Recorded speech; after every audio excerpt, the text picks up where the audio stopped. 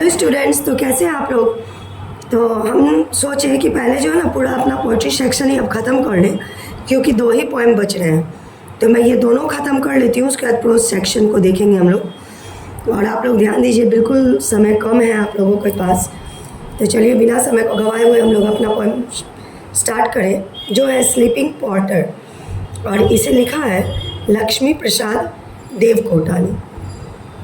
Sleeping Potter का अर्थ, या Potter मतलब होता है वो जो, पॉट मतलब होता है सामान, एक्सपोर्ट इम्पोर्ट जैसे आप लोग जानते होंगे।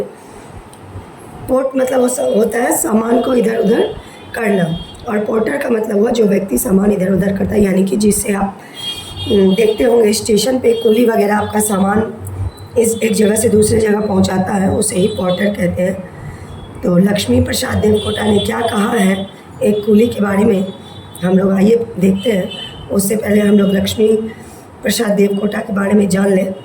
लक्ष्मी प्रसाद देवकोटा वॉज बोर्न ऑन 12 नवंबर 1909 इन काठमांडू। तो लक्ष्मी प्रसाद देवकोटा का जन्म 12 नवंबर 1909 ईस्वी में हुआ था। He obtained a bachelor of arts degree from the Patna university in 1929। तो उन्होंने अपना बैचलर ऑफ आर्ट्स यानी कि बीए की जो डिग्री है, ग्रेजुएशन वह पटना यूनिवर्सिटी से किए थे 1929 ईस्वी में। He was a renowned poet and story writer of his time. तो वह अपने समय के बहुत ही जाने माने कवि और कहानी लेखक थे। इन 1948 ही presided over the first National Poetry Festival of Nepal organized by Nepali साहित्य परिषद। तो 1948 में पहला फर्स्ट नेशनल पोइट्री फेस्टिवल जो हुआ था, उसमें उन्हें प्रेसिडेंट बनाया गया था नेपाल साहित्य परिषद के द्वारा। तो immediately after this poetry festival he exiled himself to Varanasi India to edit Yugvani. तो नेपाल साहित्य के द्वारा जो ये पोइट्री फेस्टिवल हुआ था, उसके जस्ट बाद वो वाराणसी चले गए, तो युगवानी जो है उसे एडिट करने के लिए, which was a mouthpiece of the Nepali Congress, जो कि नेपाली कांग्रेस का वक्ता था। In Nepal his house and properties were confiscated by the government. और इधर नेपाल में उनका जो घर प्रॉपर्टीज़ वगैरह था उसे गवर्नमेंट के द्वारा जब्त कर लिया गया था। तो ये था लक्ष्मी देवकोटा के बारे में। आइए हम लोग कविता को जानें कि क्या कह रहे हैं कुली के बारे में।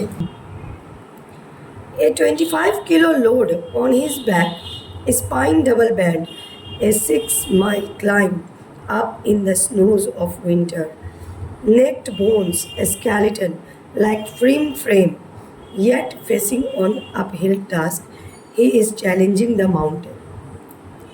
तो 25 kg लोड अपने बैक पे लिए हुए, स्पाइन डबल बैंड मतलब पूरा तरह से झुका हुआ। कुली वगैरह को आप लोग ज़रूर देखे होंगे, जब आप लोग दूर का सफ़र करते होंगे तो सामान ले जाने के लिए किस प्रकार से वह बोझ उठाते हुए पूरा झुक जाता है। और 6 mile climb in the snow of winter, naked bones पूरा 6 मील तक विंटर स्नो पे चलता हुआ जैसे लग रहा है।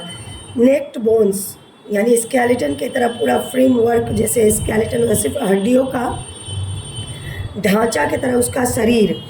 Facing up and uphill task, he is challenging the mountain. इस प्रकार वह चल रहा है जैसे माउंटेन को क्या कर रहा है, चैलेंज दे रहा हो।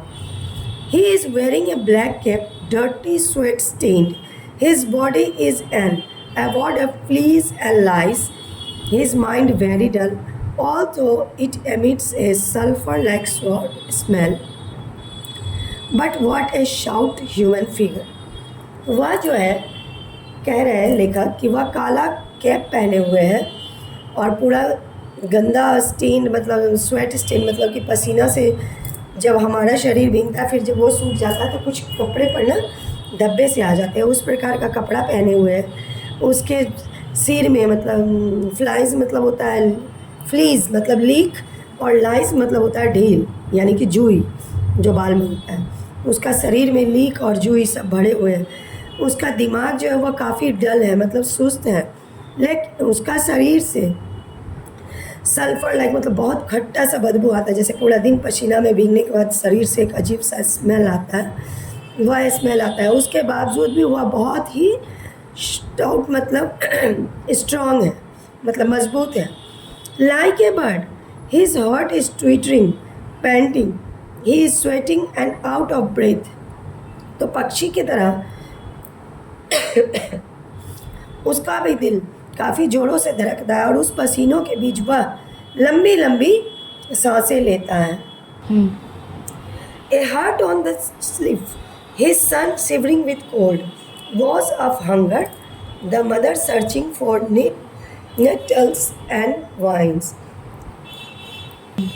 पहाड़ की ऊंची चोटी पर एक झोपड़ी है जिसमें उसका मतलब ये जो कूली के बारे में हम लोग बात कर रहे हैं, उसका बेटा ठंड से एकदम कपा रहा है और भूख से भी तड़प रहा है, और उसकी माँ जो है वह इधर उधर लता पता वगैरह ढूंढ रही है किस प्रकार से अपने बच्चे की भूख को वह शांत कर ले।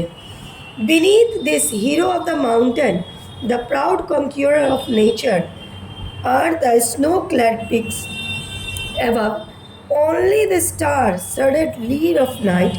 In this night, the pointer is in deep slumber, regaining over the rich kingdom of sleep.